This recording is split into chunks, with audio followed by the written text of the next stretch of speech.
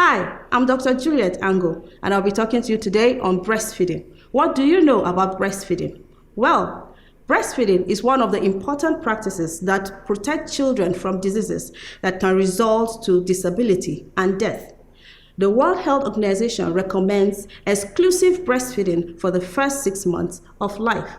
What then is exclusive breastfeeding? It's giving a newborn child only breast milk until 6 months of age.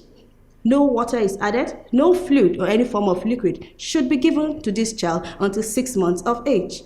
At 6 months, solid foods such as mashed potatoes, mashed vegetables, and mashed fruits can be introduced to the diet and should be introduced to the diet to complement breastfeeding for up to 2 years or more. In addition, it's good to note that breastfeeding should commence between 30 minutes after birth and not 1 hour later. Even when the mother is not yet lactating, she should put the baby to breast 30 minutes after birth. And breastfeeding should be on demand. Anytime the child wants it, day or night. Bottles or pacifiers should be avoided entirely. So then, is breastfeeding worth it? Does it have any real benefits? Of course it does. It has immense benefits to both the mother and her child, the family, and the community in general. What then are the health benefits to the infant? Breast milk is the ideal food for newborns and infant babies. It gives them all the nutrients they need for healthy development. It is safe, contains antibodies that help protect children from common childhood illnesses such as diarrhea and pneumonia, which are the primary causes of death in children all over the world. Also, breast milk is readily available and affordable, which helps to ensure infants get adequate nutrition all the time. Beyond the immediate benefits for children, breast milk contributes to a lifetime of good health. It's known that adolescents and adults who were breastfed as babies are less likely to be overweight in their adult life or obese. They are also less likely to have type 2 diabetes and perform better in intelligence tests. What then is the benefit of breastfeeding to the mother?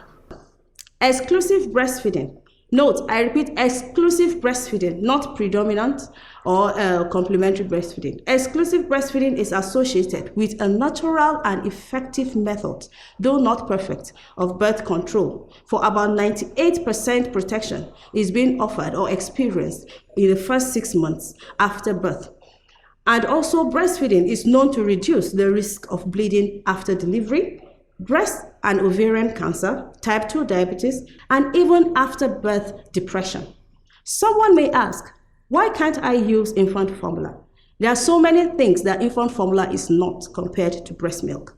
Infant formula does not contain antibodies and important nutrients found in breast milk. The long-term benefits of breastfeeding for both the mother and the children cannot be replicated by infant formula.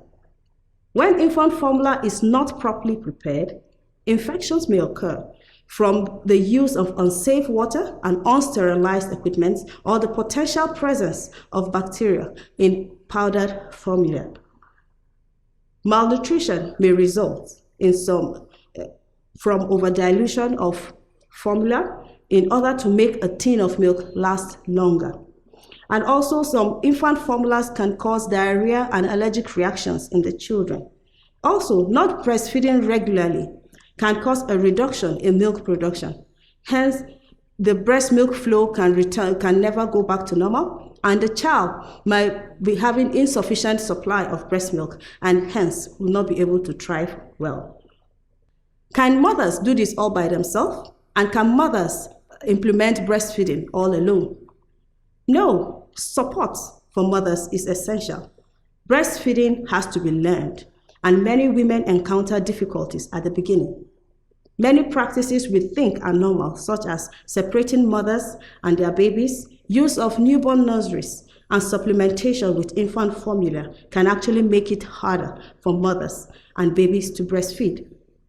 Health facilities that support breastfeeding by avoiding these practices and making trained breastfeeding counselors available to new mothers will encourage higher rates of breastfeeding in our country.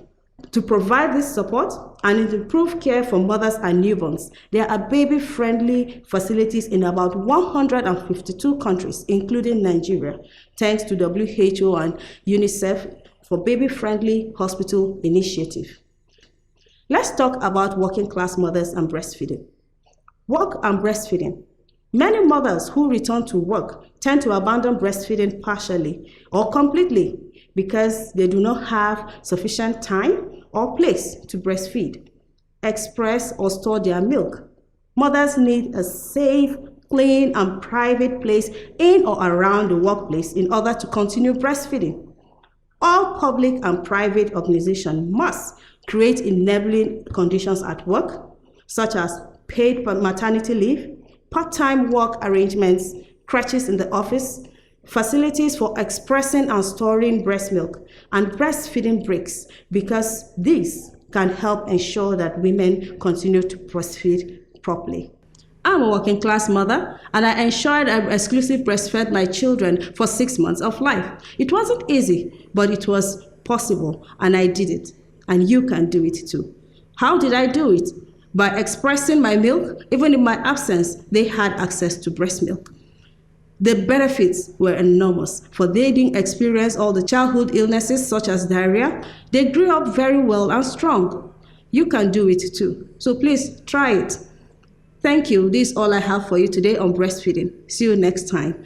I'm Dr. Juliet Ango. Thank you for listening.